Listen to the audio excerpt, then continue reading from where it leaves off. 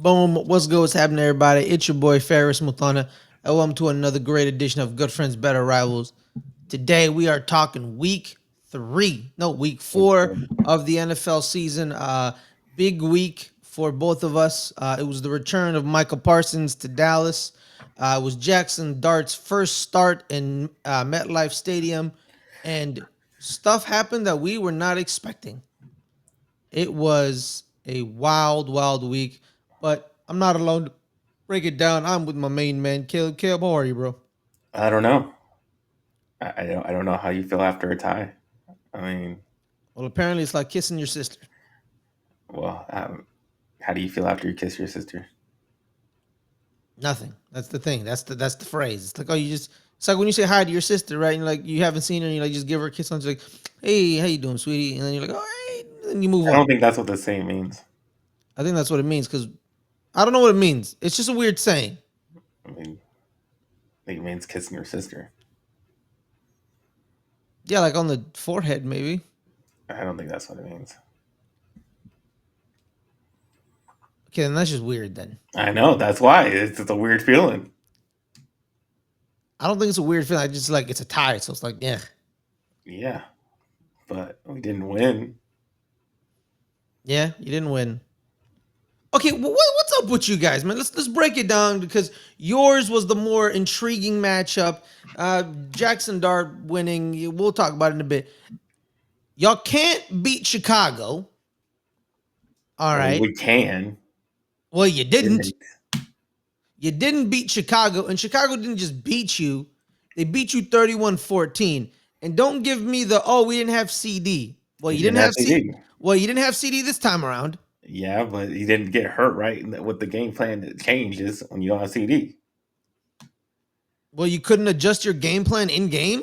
You can't. Apparently not, and that's the Well, reason why I well, lost. you're telling me your coaches can't do in-game adjustments. Okay, that's weird. That's weird. Well, it's literally what I expect coaches to do. You know how to do in-game adjustments. Well, they just didn't. Maybe Yeah. they did, and they couldn't execute it. Well, it's very clear that you're playing to your competition, right? I mean, You I don't necessarily think that's true. I just think we have a bad you defense. well, you played very well against the Eagles week 1, okay? Yeah, I just think that's the team. I don't think we're playing down or playing up to anything. I You think were in a shootout with the Giants, an offense that the highest points they've scored with Russell Wilson was 9. Okay, so that's playing down to competition. I don't think it is. I think it's more just that's just the team. I think that the defense is really bad. The offense is good, and therefore we're If gonna the offense isn't clicking, you no. ain't winning. Yes, exactly. If the offense is not doing with their job, then we're gonna lose. If they are, then we have a chance. We're gonna be in a shootout, and we're gonna go back and forth, and we'll see who wins. And in this case, nobody won. Nobody won. Yeah, but I think that's just the team. I don't think that's playing down or playing up to the competition. I just think we can beat anybody, and I think we can lose to the worst team in the league.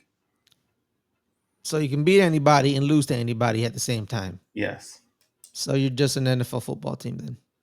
Yeah. Any given Sunday. Because the You're defense the is so you're the poor. you're the pure embodiment of any given Sunday because you don't know what you're gonna get with this Yeah. Dallas Cowboys team. And we know what we do. We know the defense is going to be bad for sure. Oh, that's true. If the offense is clicking, if the offense is getting it going, Mm-hmm. then we'll be in it. We'll be in it. Yeah. What a disappointment for the Green Bay Packers defense, right? You stop one of the best offenses week 1, right? You stop them. And then you have some good defensive performances and then you just let them just rip you apart this week. Just a disappointment. Michael Parsons finally realized, this is how it is to feel against Dak Prescott cuz he's a good quarterback, and you know, I follow some Cowboys people, I follow Derek Eagleton.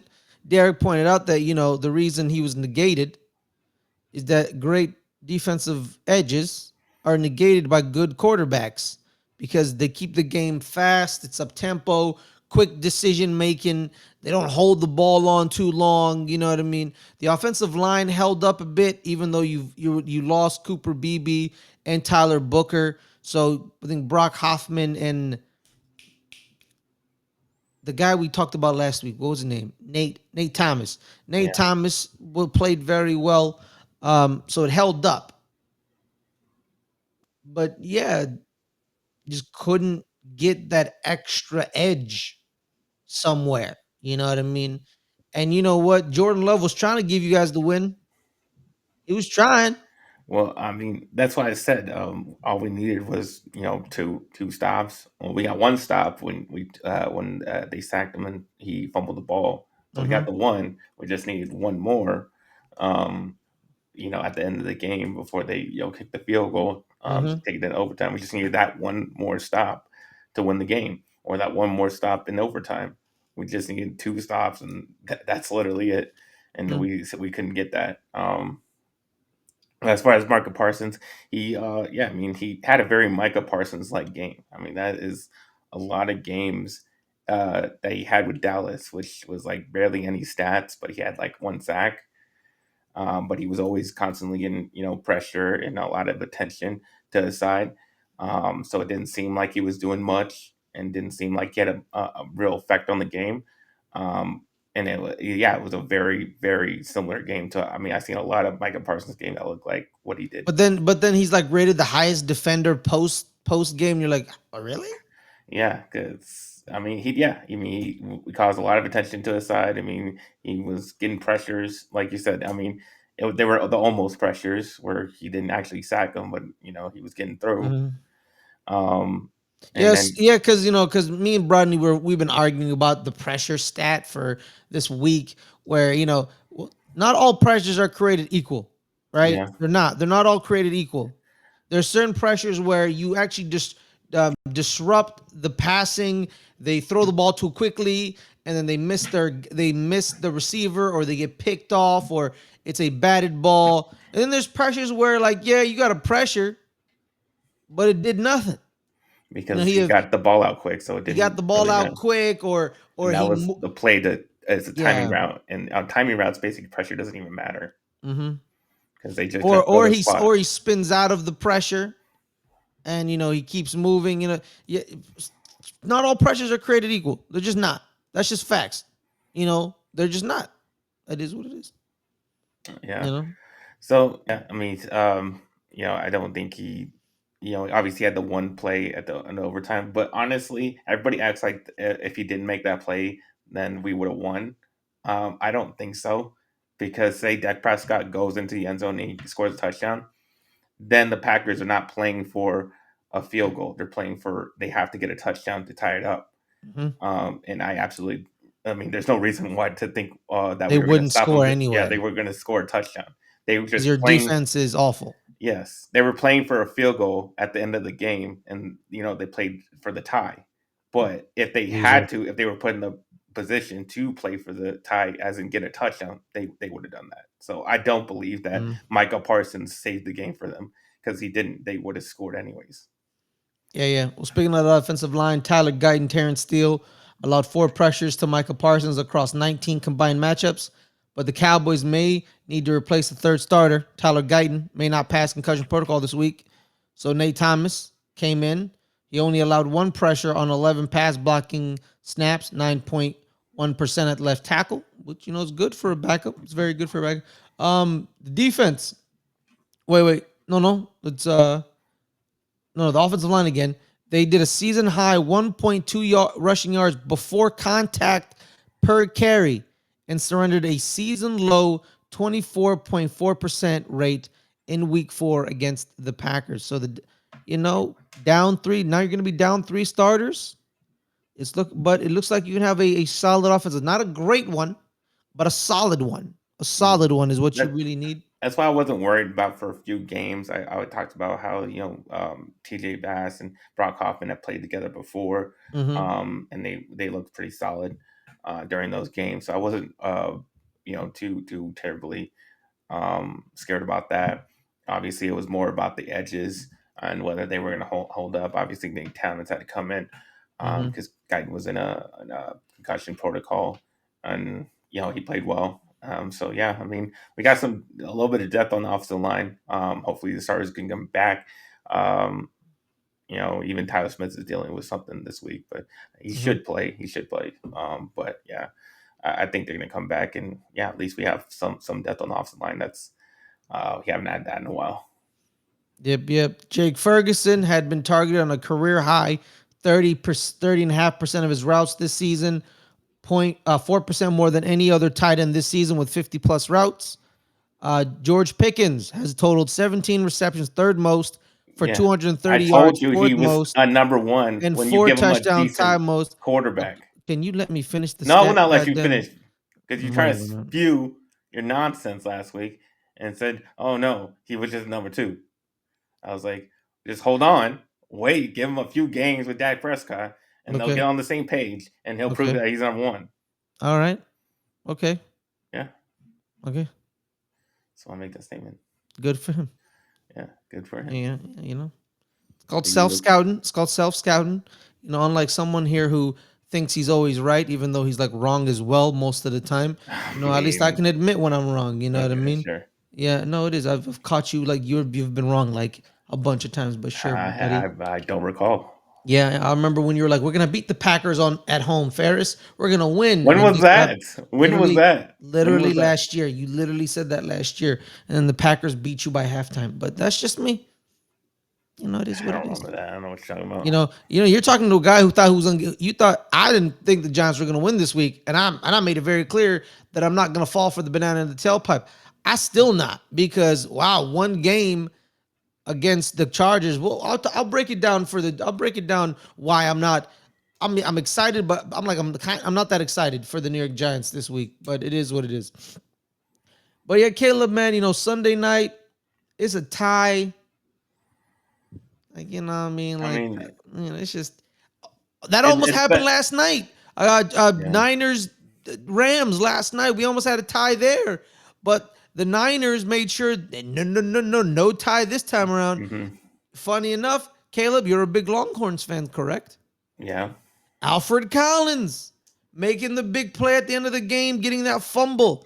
Yeah. Former Texas Longhorn defensive Mm. tackle Alfred But Collins. I thought do he you went to think LSU, which threw you me off. there was less time he would have kicked the field goal? What do you mean? Would he have gone for the win, or would he kick the field goal if there was like a few seconds left? Because the only reason why he'd go for it is because he knows that they're going to get the ball back and come down and score.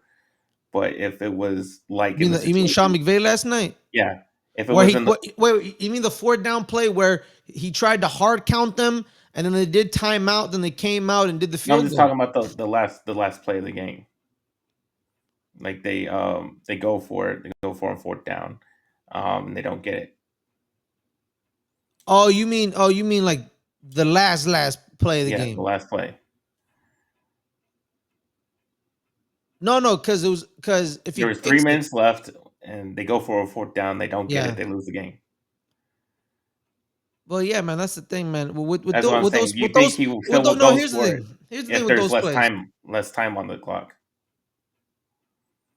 No, I think he kicks the field goal. Yeah, and then it's just a tie. So Yeah, it's okay, just a so then tie. they're just gonna play for ties instead Yeah. of going for the wins. But that's the thing. Here's the thing, bro. Here's the thing, though. Here's But the thing. that's the thing. A lot of the people, I guess, Packers fans would be upset because he went for the tie instead of the win. Exactly, because with that defense, I would have tried to I know. slice you up. You I think would have against the sliced you Cowboys up. defense, I would have why would sliced you you up, not bro. try Yeah, you to always. go Yeah, for this another? defense is not good. And This defense is not good. he was going for a tie because in the last few plays of overtime, he was throwing little short routes to the Yeah, I would have, outside, dude, bro. I would have sliced you up because Romeo Dubs had 3 touchdowns. and he did nothing. And they didn't even throw to the middle of the field where they were eating us up. Tucker And Craft, dude, Tucker Craft would have scored. I know, but they No, didn't. no, that's the They thing. literally called it. He called a Matt LaFleur was playing to not to lose. yeah. He wanted the tie, and he was. You know what? I will never fault a coach, Caleb, because they always rip coaches, right? If they go for it on fourth down, if they don't go for it, I will never fault a coach for trying to win the game.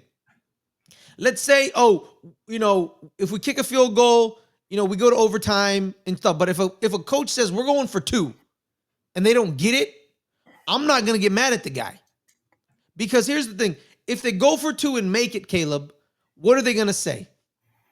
He's a genius. He shows gusto. He's not scared of the moment. He's strong in his convictions. He believes in his players. He believes in his players. Exactly. They don't get the 2-point conversion. Why did you go for it? Why are you that dumb? Try to play for overtime. What's wrong with you? Always play for the win. Always play for the win. Sean McVay, I'm not going to fault the guy for going for it with 3 minutes left because he's Well, you like, have to in that situation because you know they're going to get the ball back. yeah. And he probably thought, you know what? Mac Jones is half dead and we'll get the ball back because Mac Jones was not looking good. He was not looking good. If you were watching the game, Mac Jones was not looking good at all. And that pass rush of his was getting home because the pass rush of the Niners wasn't. If you watch the game, there was no pass rush for the Niners because they've lost Nick Bosa. They lost one of their defense tackles in the game. They're on third and second stringers on that defensive line in San Francisco. The Rams, on the other hand, Kobe Turner, Jared Verse, Byron Young, Braden Fisk. And Jared Verse was a problem all night. So I understand saying like their quarterback is half dead. He's not feeling good. One hit from Jared Verse and it's over. And then they have to bring in Adrian Martinez. You know what I mean? So that defensive line was causing havoc. UFL MVP. UFL MVP. Yep, Adrian Martinez. Shout out to the Birmingham Stallions. So I understand why he also thought like my defense has been a problem for them all day. It's been a problem all day. So that's why I went for it. So I'm like, okay, good for you. Because here's the thing, Caleb, you kick the field goal, right? You give the ball back to the Niners with 3 minutes left. Yeah. They still have a chance to then go down and kick a field goal. Yeah, that's why they went for it. That's why they win for it. So I don't fault Sean McVay whatsoever. I don't always play for the win. I will never fault a coach for always playing to win. You said that they wouldn't play for the win if there was less time.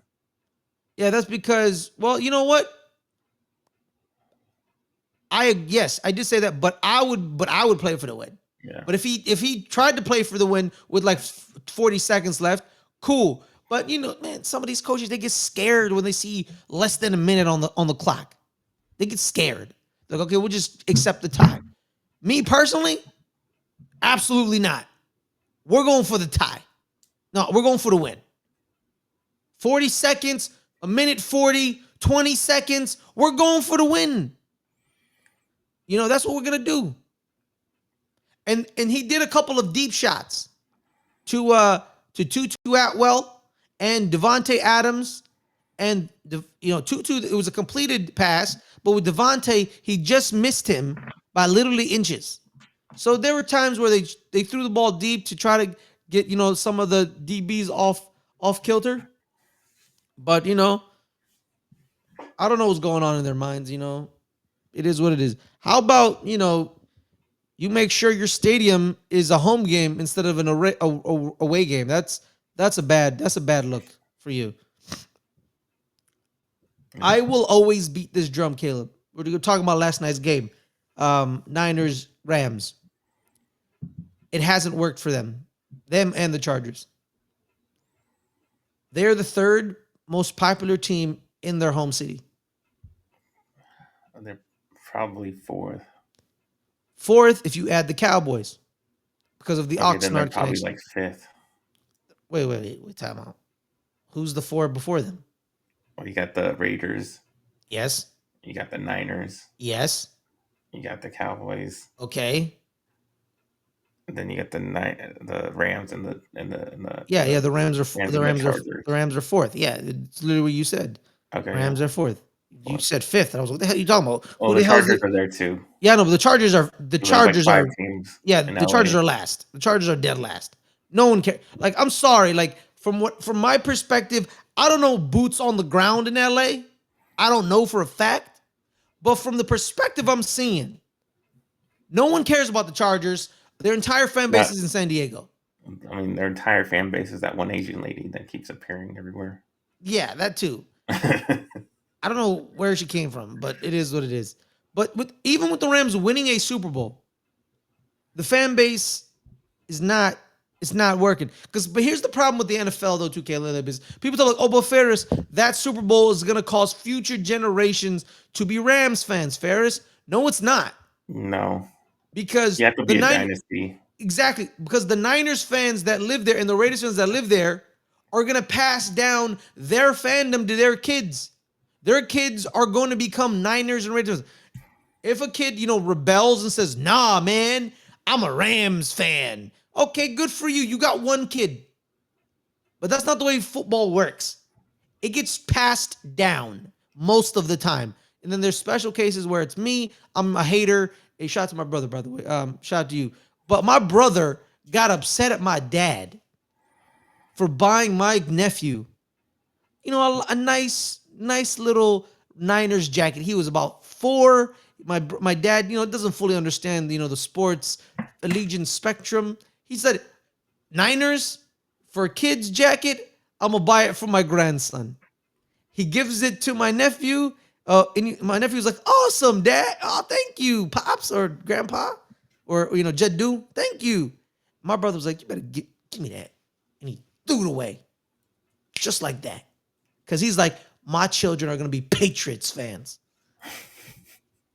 So you see that? Doesn't matter that the Patriots stink, Caleb.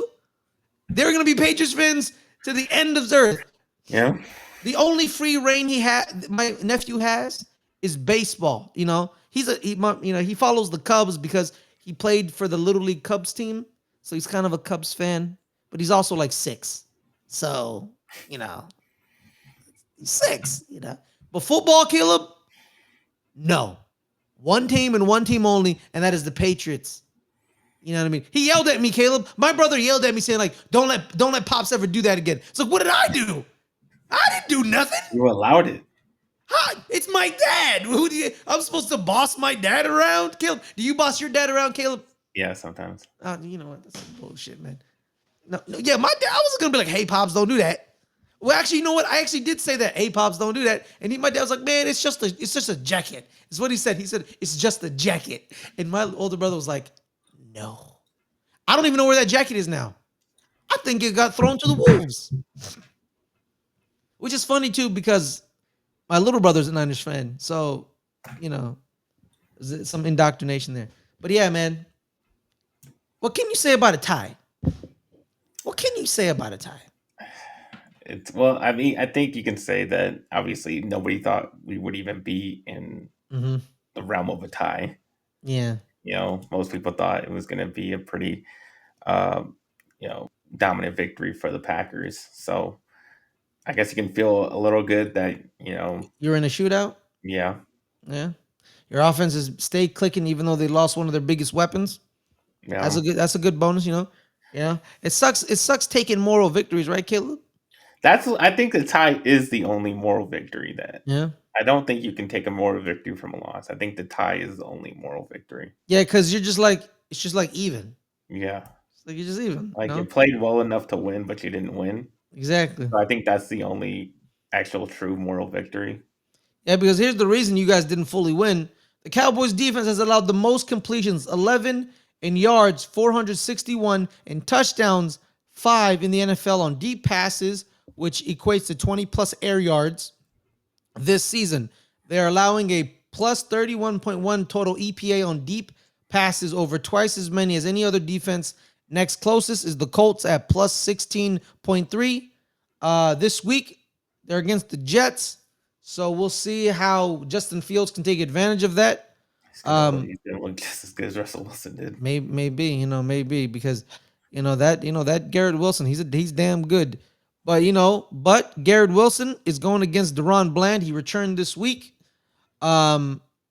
which then negated kind of Trayvon Diggs. He recorded. Well, Diggs was benched for the Yeah, start game. because Diggs 62% playing time percentage, his lowest rate over the last 3 games. Kyrie Elam played most of it. So there's that. And then we got Sauce Gardner versus George Pickens.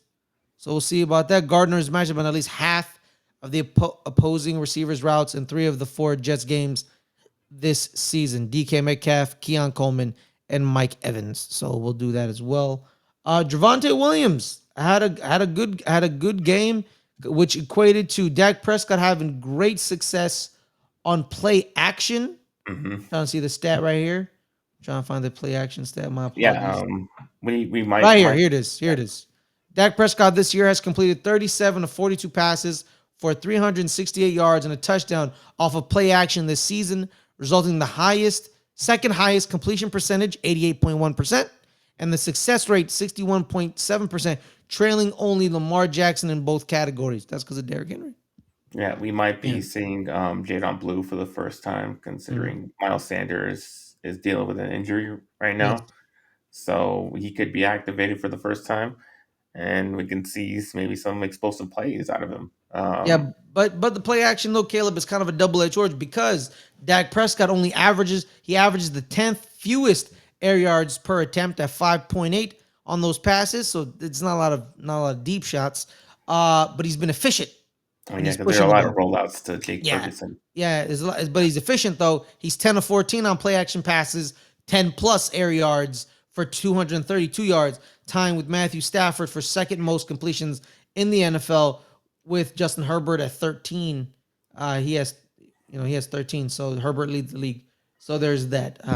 You liking some of these stats, Caleb? I'm No. liking the fact that Dak is finally getting his credit because people realize. I mean, they like to give credit to all the other, whether we have like when we have super talented teams, they like to give credit to all the pieces and whatnot, or when we had a great running back, they gave the credit to that. But now finally, when Dak is literally carrying the team on his Mhm. back, Yes. now he's finally getting the credit that I've always seen. Like he's always been a really good quarterback, and a lot of people like to trash him and downgrade him. But now they're finally seeing like without him we'd be garbage, and he's really playing well. Even without his number one, even with the bad defense, and he can still go out there and put up 40 points. Yeah. Well, also too, the run game maybe a little predictable because the Cowboys run the ball to the left 60% of their designed runs as a team this season, Well, which yeah, is because the fifth Tyler Smith highest. won that time. Yeah, yeah, it will make sense. Something the Niners should have done last night. They kept they should have just kept running behind Trent Williams. I don't understand, but it is what it is. But yeah, so it's yielded a lot of good stuff though. Third most yards per carry at 5.7, and the fourth highest success rate, 51.8% of design runs to the left. And of their 9 total explosive runs, 10 plus yards, 7 of them have come from carries directed to the left side, 12% compared to the 2 on the carries directed to the right side, 5.4%. The matchup, the Cowboys and the Jets offense, like the Cowboys, the Jets offense also runs left at a top 5 rate. Design runs 64.4%, second highest. So you're going to be basically kind of a team that runs just like you. They love the left side, which makes sense because that's where their best offensive lineman is, which is Olu Fashanu, the left tackle out of Penn State, the second year man. So there's that. But you want to preview? I mean, we're 'Cause pretty much doing that right now. we are doing that. Let's continue to preview the Jets. Yeah. Why not? Let's just do it. Let's just But do it. This, I this mean, entire block is Cowboys. Let's just talk about it. we want obviously more. I mean, we can't get some pressure, do something. Obviously, we Well, have here it not. is. Here's the stat for you, Caleb. 7 different Cowboys defenders had logged at least 21 more pass rushers than James Houston's 29 this season. However, Houston's the only Yeah, Cowboy defender to have reached multiple sacks. we need to Um, play him more. you Like know, you know how he has Caleb. like the most sacks, and he's getting like the least amount of playing time. You want to know how many sacks though, Caleb? Two. Yes, Yeah, but he gets good pressure when he's out there. He gets good pressure. but he did record a season high 26.6 playing time percentage in week 4. Yeah, we need to play him more, give him more snaps. Obviously we tried on the linebacker. We tried the other linebackers with Shamar James and Maris Leafau. Um, it didn't really make much difference. I mean, they're all still kind of bad. Um, so it's just we need something. We need some better playing linebackers. They're just so bad right now. There's no good play out of it. I mean, Jack Sanborn gets like a bunch of tackles, but they're all because they're 10 yards deep. Yeah, they're Um, not positive tackles. They're just tackles. That's what yeah, they are. Like I call him the Chris Borland effect. I remember Chris Borland had 20 tackles on a game. You're like, oh my God, he had a great game. 15 of them were when the running back was like 10 And yards down the field. I mean, it always seems like he's in the right spot, but he's too slow to actually make the play. Yeah, he needs to make sure he needs to stop it before it gets there, right? Just like Bobby Okereke, you need to know how to fill the gap, or your teammate needs to make sure to, you know, like because like there was a play with Darius Muasau where Muasau um is they're going downhill. Muasau goes to the inside shoulder of the lineman, and then he cuts off Okereke's assignment because Muasau should have stayed outside, and then Okereke flows inside. It looks like Bobby messes up, but Carl Banks pointed out that Muasau, he went inside leverage when he should have stayed outside leverage, and then Okereke comes behind him and fills in the inside gap on the run play. Like you got to know these things, right? And it doesn't look like you guys know these things. Yeah, and as far as the safety, we saw Wanya Thomas get a little more play, Mm-hmm. and yeah, when Malik Hooker got hurt in the game, so I'm not sure if he'll play this game. Um, and then yeah, the corners still Still stink. still stink. They're Mm-hmm. not doing well. So if as far as how Jeff Bell's going to play, he's probably going to have his best game of the year against the defense He because should, man, because I'm sorry, like if Russell Wilson can do that to that defense, like I know a lot of people have given up on Justin Fields and they don't think he's developed very nicely as a quarterback, but well, of course they know that happens when you have a hellscape of an organization in Chicago. He actually played decent in Pittsburgh, but Pittsburgh didn't want him anymore because they're like, we'll just get Aaron Rodgers to fit our timeline. But week one he had a great game. He had a great game against a mediocre defense. Against Pittsburgh, you can call them mediocre in a sense. Dallas defense isn't mediocre. it's bad. They're plain old awful. They're awful. Um, Like they're awful. They had one good week one. I mean, that wasn't even a good week because they scored Yeah, every single drive up until that too. the lightning delay, Yeah, and then they started to show up.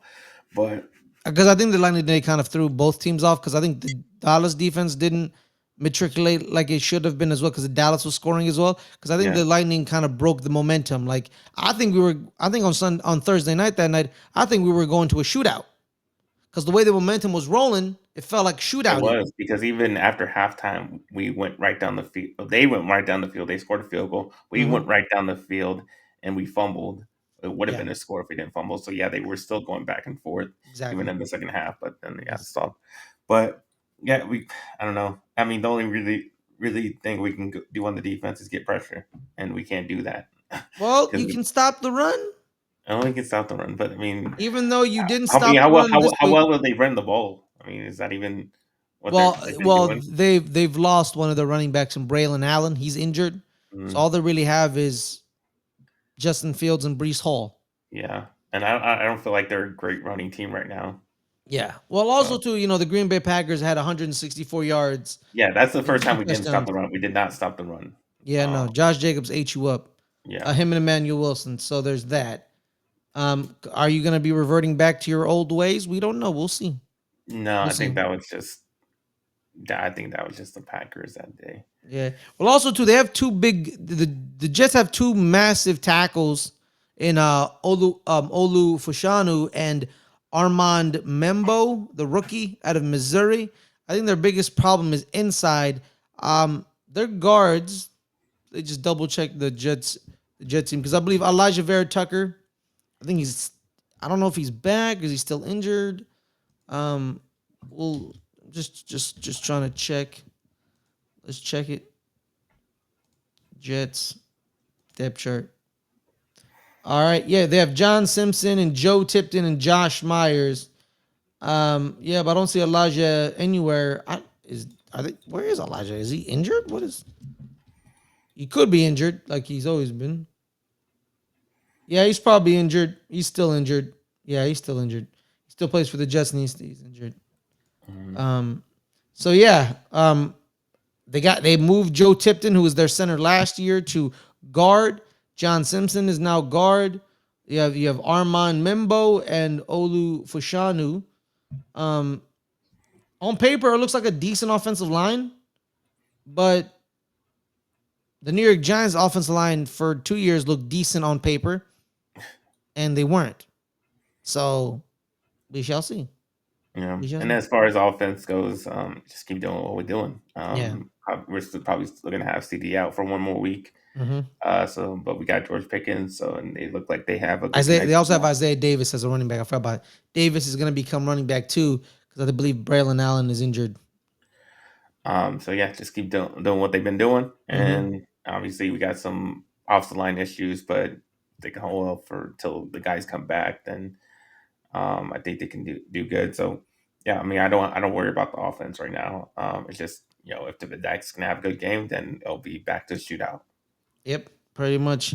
Uh, on the defensive side, they do have Quentin Williams, Harrison Phillips, Will McDonald the fourth, and Jermaine Johnson. That's a solid defensive line right there. Their linebackers are suspect because there's not a lot of veteran leadership back there. These are the guys that C.J. Mosley got injured last year. He hurt his neck, and then he retired in the offseason. So they don't have that veteran leadership in the middle. So they're going to be led by Jermaine Sherwood and Kiko Malagu and Cam Jones. And then their back end is Sauce Gardner, but then they also have like Brandon Stevens, Andre Cisco, and Tony Adams. Andre Cisco was kind of good in Jacksonville. Um, and then Brandon Stevens, if you talk to our Ravens fans, friends, he's the Antichrist. So, we'll do that with what you will, do that with what you will. But, also too, I honestly, if it was me personally, I don't know why the Packers didn't spam Tucker Kraft on you because your linebackers couldn't guard him. Open field was free and clear. Jeremy Rucker and Mason Taylor should have great games. Jeremy Rucker, is the Rucker, T silent? I think the Rucker. T silent. Is Rucker, Jeremy Rucker, funny enough, childhood Jets fan. And Mason Taylor, funny enough, son of Jason Taylor, who played for the Jets for a multitude of years. But we all know Jason Taylor is a Miami Dolphin. But he did play for the Jets with Rex Ryan. I think he was on the teams that made back-to-back AFC Championship games. So Mason Taylor is very familiar with the New York Jets. They should have good games. They should have good games. Mason Taylor had a solid game last week, a good debut, but he should have a good game this week more because, like you said, man, those linebackers, Caleb. Never seen it this bad. I've never said like the Cowboys have bad linebackers. It was always our linebackers always hurt, but they were never bad. Yeah, You know what I mean? It's like, oh, we have Sean Lee. Hell yeah. Oh, he got injured again. But when he's healthy, he plays very well. It's like, yeah, it's true, but he got injured again. yeah. And then you had Jalen Smith for a couple of Leighton Vander Esch. Leighton Vander Esch. Oh, same thing with Leighton Vander Esch. He's damn good. Oh, he got injured again. Yeah, He's damn good. Oh, he got injured again. Oh, he's retired. Literally, I can't believe you guys literally replaced Sean Lee with Sean Lee. It was crazy. It was wild. I was like, did they just find another Sean Lee? What's going on here? That's weird. Because literally he was always hurt. It threw me off. Like it's like he's hurt again. It's yeah. literally week 2. What is going on here? But it is what it is. Receivers outside of Garrett Wilson don't really scare me. They have Josh Reynolds and Alan Lazard. So there it is. But shoot, man, we talked for the Cowboys for 40 minutes, the preview and the review day. Yeah. That's good. But now, let's talk about the New York Giants. There's not really much to All we talk gotta about. do is score. Oh, score. All right, Caleb, hit me. Uh, let's see. Well, they scored 40 twice. I might as well go 40 again and say 40-35. I actually like that score. I was gonna go 35-30, but 40-35 sounds good, dude. Yeah, 40-35 Cowboys. There it is. Their first trip to MetLife. They'll make a second trip later on in the season. A terrible stadium. Oh my god! Don't even get me started on that, dog. Don't even get me started on that. Well, you're about to get started because you got to talk about Malik Nabers. Yep, Malik Nabers is done for the year. He's injured. Tore his ACL. Why would that be? Here's the thing. I need to review the play because from an angle, it looked like his foot got caught in the turf from an angle. And then from another angle, it looks like he jumps up and it just pops. So it it was just a bad, sad moment. It was a bittersweet day because it was the first start of Jaxson Dart. We were against the Chargers. I tell people all the time, what do I tell people? The travel from west to east is the problem. It is. Because before they lost their 3 offensive linemen in the game, I want to point that out. They weren't playing good. The Chargers were. With Joe Alt in the game and all the other linemen, they weren't playing good. They got into the game late, but it was already too late. But they weren't playing good. Because that west-east travel hinders teams. It's been doing that for years. There is a stat somewhere. I'm pretty sure someone has a stat, kid, because everyone always has a stat, kid. There's so many stats out there.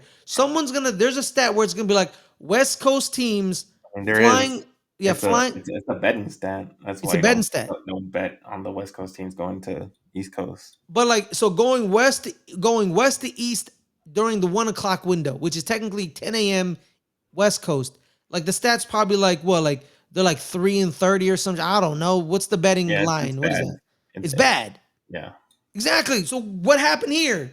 The West Coast team flew to East, weren't playing good for the first two halves, first 2 quarters. They got into it late, but it was too late. But as they were getting into it late, they lost throughout their offensive linemen as the game went along. So of course, it's happening. Because you gotta think because the game would start at 10 a.m. on the West Coast, but they get there at 3 hours early. Mm-hmm. So technically, they're getting there at 7 a.m. West Coast time, and they're already starting to warm up at that time. Yeah, do their routine. Yeah, and that's super early to get into your routine. That. So then when you're coming to the East Coast, your body's messed up. Because you're it's 1 o'clock, right? We're playing at 1 o'clock, 1:05. But your body's it's 10 a.m. Your body's it's 10 a.m. What's going on here? So your routine is thrown off. You know what I mean? Just like you said, 3 hours before the game. So they're warming up at 10 a.m., but they should be playing at 10 a.m. So they're not playing it. So they're ramped up at 10, and then they dip down afterwards because the game hasn't started. So you're like, what's going on? I don't get this. So you're kind of messed up. It's, Vegas is rarely wrong. Vegas is literally telling you the West Coast, East Coast travel hinders the West Coast team no matter who. Could you survive it if the East Coast team is really, really bad? Absolutely. Mm-hmm. The Niners did that with the Jets when they came to MetLife. But you have to add in the factor that you have no tape on Jaxson Dart. So that too. So yes. You don't really know what to expect. Uh-huh. So that kind of throws them off as well.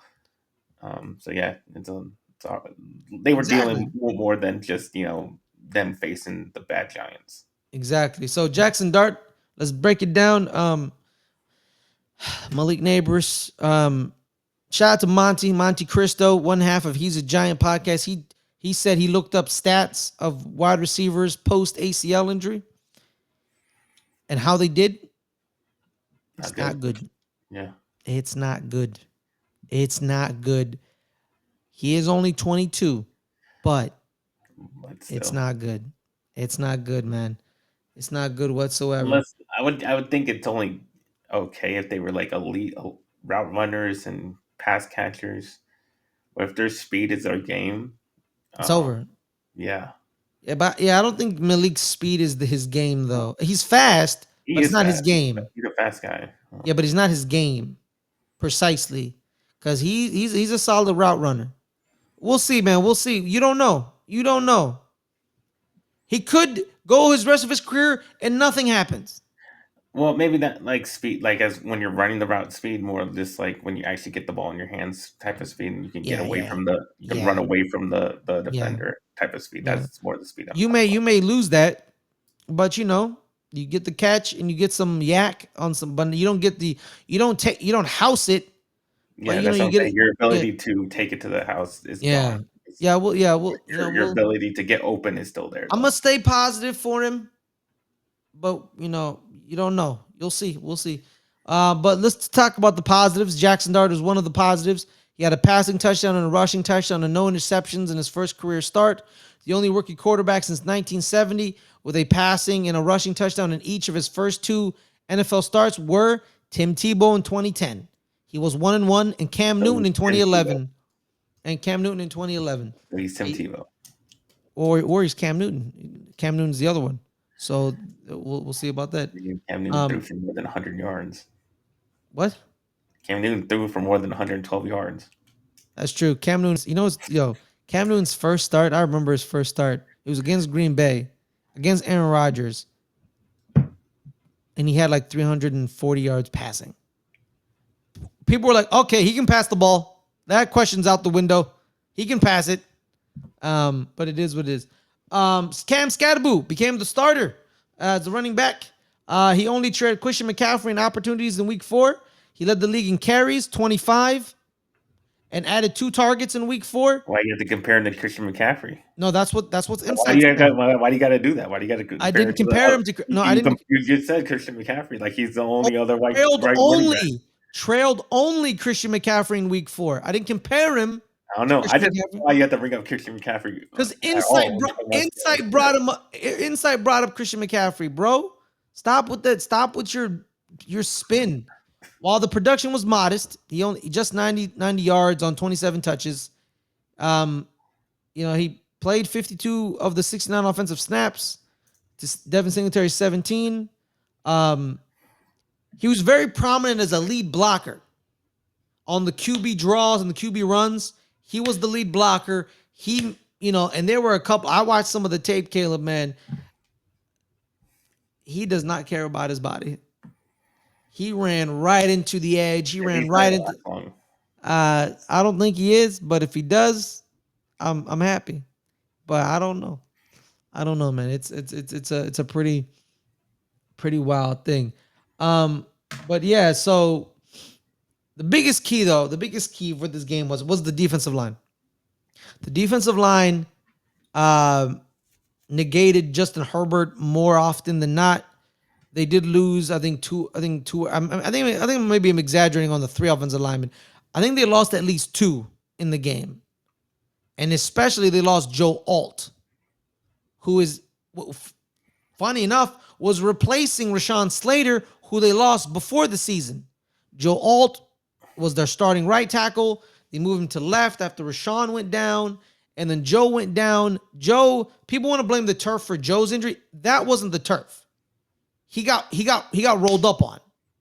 So he was blocking, and his teammate, funny enough, guided Kayvon Thibodeau into Joe Alt's leg, and he has a high ankle sprain. So that's not the turf. You can't blame Joe Alt injury on the turf because it was because your teammate threw Kayvon Thibodeau into your leg. That's your teammate's fault.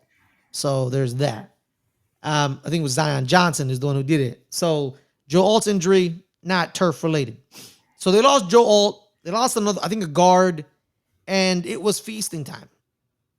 It was feasting time. The Giants pressured Justin Herbert on 47.7% of the dropbacks, resulting to 2 sacks and a pick. So there's that. Abdul Carter had 8. Brian Burns had 6. Kayvon Thibodeau had 6, each generating multiple pressures against the Chargers, marking a season-high pressure rate for the Chargers this season.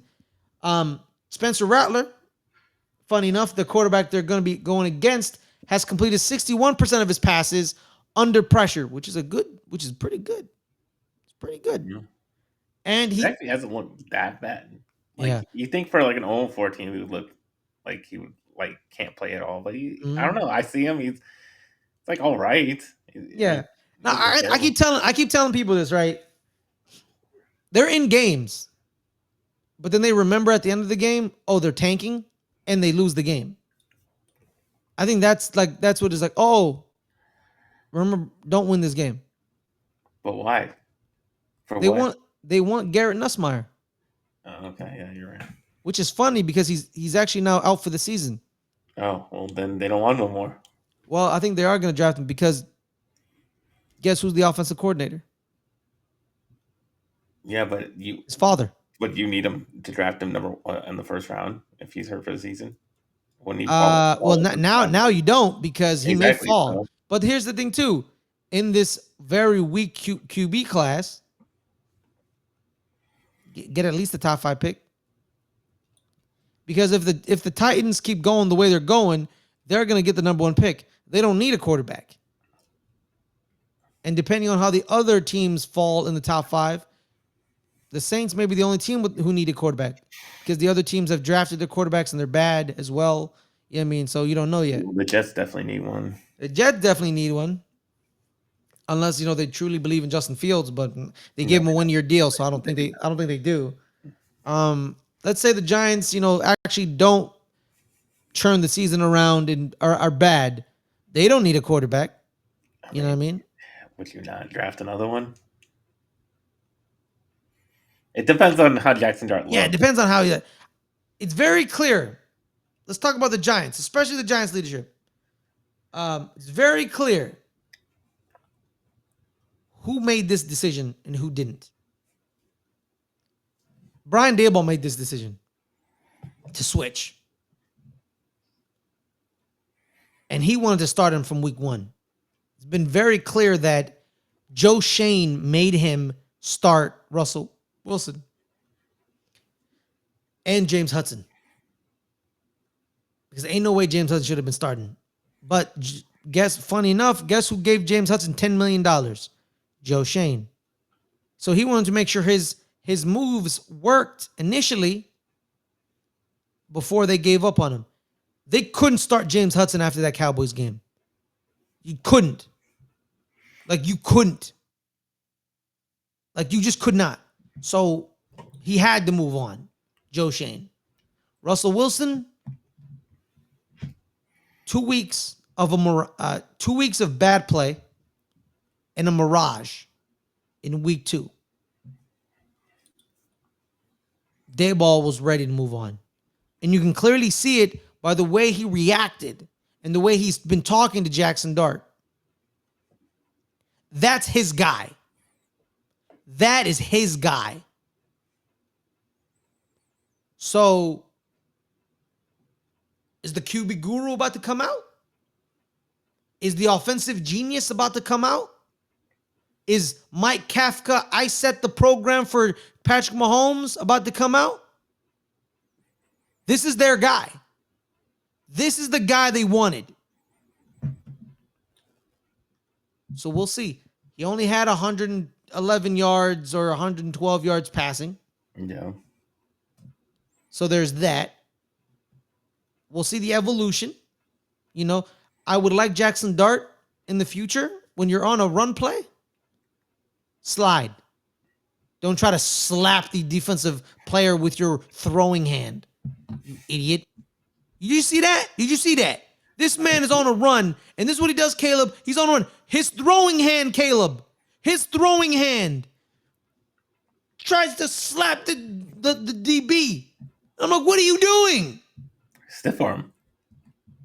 With no glove, Caleb. What if he jams it, breaks a finger? It's done.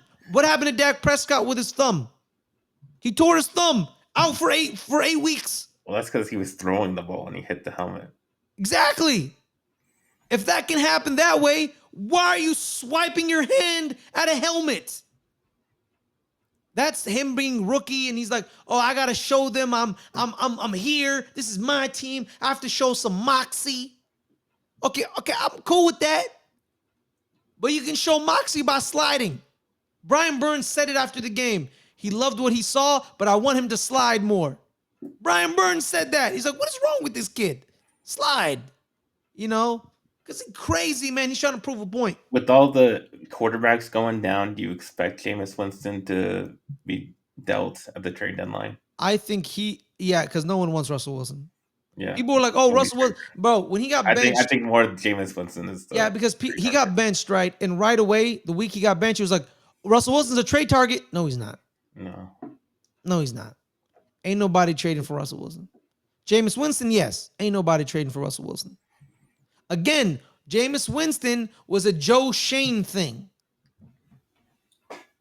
They were a Joe Shane thing. And it's actually a 2-year deal. It's actually a 2-year deal. So they don't have to trade him, but it's a 2-year deal. But there's a team in Ohio that needs a quarterback. Yeah. Very badly. But I don't think the QB is the problem in Ohio. I don't. Because this same QB that they're currently starting last year and 2 years ago, when he came in for Joe Burrow, played very well. It's the offensive They line. don't even look the same though. It's He the doesn't- offensive he doesn't line. look the same. It's the offensive line. That's why. Joe Burrow didn't play good. And then he got hurt. They went to an 0. Yeah, but he wasn't playing good. It's the offensive line. That's the problem. People be like, oh, Jake Browning sucks. But y'all weren't saying that 2 years ago when he was, playing good, keeping you guys He looked better. Because the offensive line. I keep telling you, that offensive line isn't good. It's not good at all. It's not. I keep telling people, Cincinnati Ohio, Bengals fans, your O-line isn't good. You know that. They know that. So they may not trade for Jameis because it's like, what's Jameis gonna do if this offensive line stinks? He'll throw it up there. Just like, oh snap, someone's in my face. Yeah, just roll the dice. Yep. Jamar's down there somewhere. It would help my fantasy team. I'm not gonna lie to you. But yes, Giants defense, they use spread formation on league high 39% of their offensive plays, but decreased their spread usage in the recent weeks. There's not really much to care about this game because we won 21-18. It was a big upset. It was a big upset. But I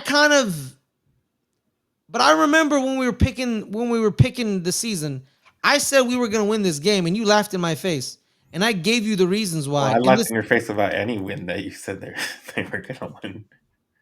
Yeah, I was almost right with that Cowboys win. And what you weren't, they lost. Yeah, they lost.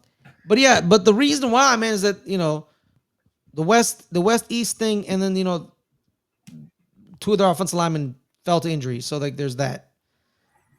It's the NFL, man. Like I said, any given Sunday in the NFL, you don't know what you're going to get. You don't know. You just don't know. Justin Herbert was on fire. They were 3-0. They just beat Patrick Mahomes. Yeah. They were cooking. And they lost to the New York Giants, who are 0-3. It was like that. It was literally like that game on Monday night against the Broncos. Giants were 0-5. Going in, I think the Broncos were 3-2 or 3-1 or whatever, something like that. I think they were 3-2 because the bye week early that made no sense. And we beat the Broncos. You're like, how did we beat the Broncos? We're 0-5 or I think 0-4. It made no sense. But we beat them because we needed to win that game. Any given Sunday, we needed to win that game. But then we started playing, we stunk for the rest of the season, but we had to win that game. Just like this one. This was Brian Daboll coaching for his job. This is what it was. He was my guy. I'm going to start my guy, and we're going to win the game. And that's what happened. So is he going to get fired if they lose to the Saints? Shoot, I would have fired him. Yeah. Because the Saints they're not trying to win games. I don't know. A lot of people, I see a lot of the predictions. They're picking the Saints to get their first win. Yeah, they are. Spencer Rattler, let's start previewing the Saints game. Spencer Rattler was at a press conference, talked about how, basically, and I quote, the DBs stink. We just need to block the edges, and we're good. Pretty much. That's literally that's how you stop the New York Giants defense. You need to just survive the pressure. Yeah. And then you will pick apart that back end like it ain't nothing. You know what I mean? Dak Prescott did it. Patrick Mahomes did it. I saw a play where Tay Banks bit on a double move so egregious that he I don't know what's going on in that kid's head. I don't know what you're a man-to-man corner. Why are you biting on a double move that bad? It was just bad. But Who on the Saints offense are you scared of though, receiving wise, besides Jawan Johnson? Olave. You mean the guy that's always hurt? It's still pretty scary when he's healthy. Yeah, I guess. So we'll see about that. Unless they have him throwing, passes and he throws. I don't know why. If you had Chris Olave in your fantasy team, he got you negative points this week because he threw a pick. Yeah, that's true. He did throw a pick. I don't know why are non-quarterbacks throwing the ball. That's what I want to know. I don't understand that. Because they don't have a quarterback that's that good, so you Yeah, gotta do something. they got Rattler, they got Shuck. I don't know if they have Hayner anymore. I don't think they have Hayner. Um, but I don't think they're gonna survive the pressure. Who's on their offensive line? Ryan Ramczyk still there? Not sure. Cesar Ruiz is still there? Let's look up the Saints offensive line. When the Saints go marching in. Oh, when the Saints. Oh, when the Saints. All right, their offensive line. It's Eric McCoy, Texas, the Not bad. Texas kid. Not bad. Trevor Penning, Cesar Not bad. Ruiz, Kelvin Banks Jr., the rookie, Okay. Not bad. and Talisi Fuaga, the Not second bad. year man, the Yeah. second year man out of Not Oregon bad. State. I mean, they're young. They're very young. They're very young. Trevor Penning, they moved him to guard. Well, this is actually Yeah, it's a not bad. solid, That's a not bad. solid That's what I'm offensive saying. I line. think that's why he has time to look at least like a decent quarterback. Yeah, yeah. They got Brandon Cooks. He's back in New Orleans. Rasheen Shaheed is in there. Um, Alvin Kamara, Kendrick Miller. Is Alvin Kamara hurt? I have no idea. I haven't heard his name all season. Yeah, he had that fumble against the Niners that cost him the game. He's not hurt, but he is a trade. He is a trade deadline target for a lot of teams, which I would definitely trade for Kind Alvin of old Kamara. though. Is it? So you just doing it for this year? Oh yeah, man, he's 30, so it's like a 1 year rental. You know what I mean? So then, why would you need him on the Giants? Oh no, I'm not talking about me. Oh, I'm okay. talking about like a Super Bowl team. Like, oh, we need another dimension on the offense. Send New Orleans like a fourth. You know, and could he be like Derrick Henry's post 30 and he's still playing very well? So like the Chiefs then. Yeah, like the Chiefs. Buffalo doesn't need him because Buffalo has James Cook. Eagles don't need him, so not Philly. Yeah, the Chiefs really. It would be really only the Chiefs because then it would be him, Kareem Hunt, and Isaiah Pacheco, which is that's a mixture of people. But then they have Kareem Hunt, who's kind of like in the mold of Alvin Kamara, not better than him, but in the mold. If you remember Kareem Hunt's years in Kansas City, they kind of used him that way. He's a very very good receiver out the backfield, but it is what it is. But yeah, Alvin Kamara is the guy. We need to stop him. And the problem is we don't know how to stop the run. That's the problem right there. We don't know how to stop the run. Our linebackers, I don't have any trust in them. Just like the Cowboys. My linebackers, I don't like them. Where are all the good linebackers at? What teams are Uh, they on? they don't exist anymore, or they're small. Damn. You remember that? Remember that new age where it's like you want to get a smaller linebacker, because you got to, speed. And now the teams are like, if your Because now they're linebackers, all running the ball more. yeah, because they're like linebacker ain't that big. Linebacker ain't that big. You know what I mean? Levante Davids, the Bobby Wagners, the Luke Kuechly's, Thomas Davises, they don't exist anymore. Well, Levante David does. He's still in Tampa Bay. Funny They're enough, old. They're he's just old. Yo, Levante David, man, Hall of Famer. I don't know. Probably not. He was a top 5 linebacker for his entire career. I mean, maybe. I don't know. It's hard to linebackers. Yeah, but he was never the best linebacker in the NFL. That's the problem. Because the problem is Luke Kuechly overlapped with him as well as Bobby Wagner, so they overlapped him. And if you talk to Seattle fans, Bobby Wagner was the best middle linebacker in the NFL. You talk to Carolina fans, it's Luke Kuechly. You talk to sane NFL fans, it's Luke Kuechly. but it was never Levante David. You know what I mean? Then he had Devin White with him at one point. But Levante David, man, holding it down in the middle in Tampa Bay for the last, how long has he been playing, bro? Like, what, 10 years, 12 years, I think? On there, yeah. Yeah, man. Shout out to Levante David, man. Shout out to you, big dog. Yeah, man. We're on the road, I think. We're on the road. We're in New Orleans. Are we in New Orleans? Let me double check that. Maybe. I'm gonna double check that, yeah. Yep, we're in the Superdome. So it's a road game. We always play. Us and the Saints have always played crazy games in New Orleans. I remember there was the shootout between Drew Brees and Eli Manning where they combined for 13 passing touchdowns. There was the game where Daniel Jones beat them with Saquon Barkley by himself.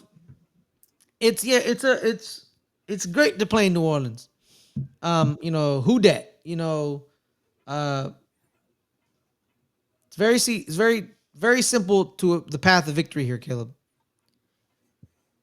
Run the ball, rush the passer. That's it. Run the ball, rush the passer. Because we can't stop the run.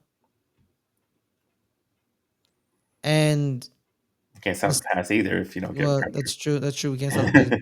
But also, too, we need to, are the Saints going to be allowed to win this game? Because, you know what I mean? Like, because they're not. No, what I mean allowed, I mean, they're tanking, right? So is this the one game that they're like, we're going to win this game and then lose all the other games? Probably because it's the one that they know that for sure they can win. Yeah. Yeah. So let's see if Jaxson Dart has more than 112 passing yards.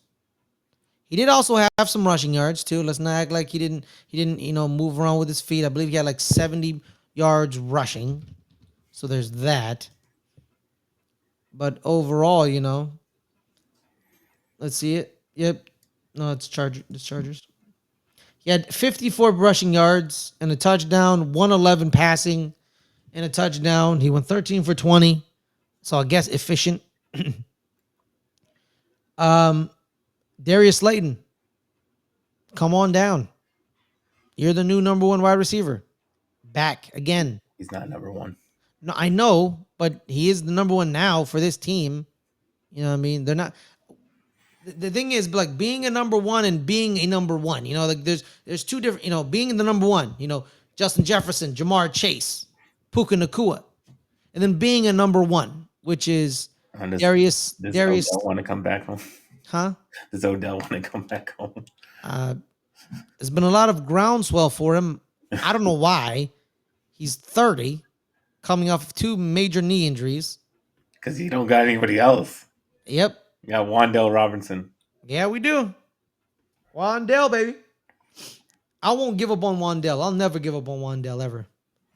I just don't think his receivers know who the hell he is. And I'm like, he's 5'8", right? You can't throw a ball 10 feet above his head. What are you doing? You're talking about a guy who's 5'8", who caught over 100 catches in the SEC with his quarterback being Will Levis, Caleb. There's some talent there. There's some talent there. I just think the quarterbacks haven't tapped into it. This is a big game for Jalen Hyatt. I keep saying it every time. There's literally no one in this receiving room, Jalen. No one. No one, Jalen. 0. You got to show up, man. You got to show up, man. This is literally your last chance. Bo Collins is a blocking wide receiver. He's in the game to block. That's why he plays more than you. Not because he's the better receiver. He's the better blocker. This is do or die. I think we win. I think we win 24-21. I say you lose 24-23. Oof. That's a bitter pill to swallow. But on that note, I I mean, gave. you don't want to do memory down misery lane. I don't have. Yeah, I don't have one. I mean, you can't just think of one. Yeah, I just thought of one. Okay, um, you want to go first or should I? you go first. Okay, well, I guess the one that you spoiled last week. Oh, I'll go with that one. yeah. Yeah, Tony, 2006. We'll finally get back in the playoffs. Yes. Bill Parcells last year. He looks like he's pretty miserable during the season. Mm-hmm. Um, but he finally looks like he has some life back in him when we replace Bledsoe with Tony Romo. Mm-hmm. Tony Romo, looking great, looking excellent, has a ton of momentum going into the playoff game, Mm-hmm. and it's a back and forth game. He gets the ball, he drives us down. All we need to do to take the lead is get the field goal, and he can't get the spot. He can't get the ball down. He fumbles a snap. He takes it, and I legit thinks he gets the first down because there's a first down before the goal line, Mm-hmm. and I thought he did get at least the first down. Apparently, he didn't, but I thought he did. And when that just happened, because it was the first time I really thought we had a legit shot to win the Super Bowl. Because obviously, growing up, first started watching realistically in 2000. Um, I didn't really see us do much winning. I never really thought we had much of a chance to win anything. I was just happy to be watching them. But this time, this is the first season. I actually thought we had a chance, and to just see that ball just get away from him, man. And you just saw the picture of him with his head down and him grabbing his face mask. I mean, I mean, I went upstairs. I went crying. I was crying that for him. I was crying for that we couldn't win the game, and I just could not believe it. I was devastated after that loss. That was probably the most devastating one. Yeah. Uh, my game. It's 2017 at playoffs, January 8th. We're in Green Bay. It's Ben McAdoo's first year as head coach. We go 11-5. Packers beat us 38-13. And this was the infamous boat game. Okay. This was the game post boat. Everybody was in Miami the week before, hanging out with Justin Bieber and Trey Songz. I don't know why. They were all wearing Timberlands on a boat, Caleb. Shirtless. And they Yeah. posed. Then they came out again, Green Bay, and warmed up shirtless because they weren't scared of the cold, Caleb. What's the cold, Caleb? We're going to walk out here shirtless in the frozen tundra. What is it? Rashard Jennings does nothing. Nothing. One of the boat guys. Paul Perkins is our leading runner at 10 carries with 30 yards. But the most egregious thing, Caleb, Odell Beckham Jr. 4 catches, 28 yards, and a dropped touchdown that he was wide open in. That would have set the New York Giants on momentum. But when he dropped that touchdown pass, it all just went downhill from that. The reason I point to this game, Caleb, this was the beginning of the end. This was the last time we made the playoffs prior to the Daniel Jones year that happened 2 years ago. And it was the beginning of the erosion of the team and the organization. And it basically was the end of Eli Manning's positive career at that point. They had just fired Tom Coughlin. They replaced him with Ben McAdoo.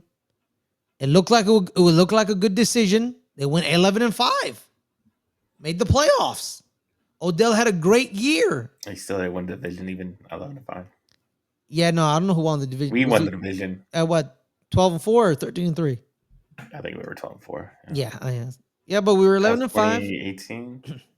No, it was just 2016, yeah. Yeah, 2016. No, we were 13-3. Yeah, 13. That's what I thought. Yeah. Yeah. But Giants have won Super Bowls from wild card positions. It's Yeah, not new for we'll talk us. about that one next time. That was maybe Yeah, recruiting. yeah, you did. I know what That was you're talking about. another trip before the playoffs. Are we talking '07? Yes. Yeah. Oh, see, you always spoil it. You always spoil it. Sorry. But yeah, this was the beginning of the end. It was it was the end of me ever feeling happiness with this team. Cuz I said dumbly, Caleb, we'll get him next year. Not didn't happen. No, Didn't happen. no. Nope. All right, guys. Thank you so much for joining us. We'll be a little more organized next week. With the down, you know, down painful memory lane. But we appreciate your support. Hit that like button. Hit that subscribe. Caleb, where can people find you else on this channel? You can find me at NFL Caleb 22 on Instagram and Twitter/X. You can find me on this channel, doing Ben NFL on Wednesdays at 8 o'clock. The most recent episode is up right now. You can go watch it so you can get in your bets in before Sunday and make some money. All right, guys. My name is Fares Muthana. You can find me um, on here every Friday, 5 o'clock. Good friends, better rivals. Sometimes I show up on Steel Conspiracy when they need me, as well as Starting 11, which are Tuesdays, 5 o'clock for Pacific, 8 o'clock Eastern for Starting 11, and 7 o'clock Pacific, 10 o'clock Eastern Tuesdays for Steel Conspiracy.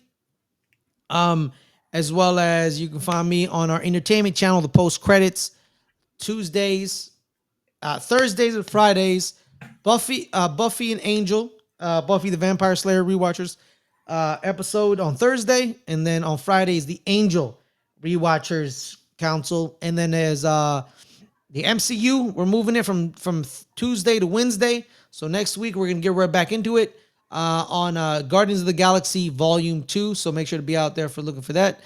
Hit that like button, hit that subscribe. We appreciate your support. It was a good week. Giants win, and Cowboys didn't. We didn't lose. Yeah, I know, but are you gonna accept it? I mean, you gotta accept it. I mean, Are you you can't happy? Are reject you it. happy? Yeah, that's true. But on that note, everyone, thank you so much for joining us. Have a wonderful day, and we'll see y'all next time. Peace.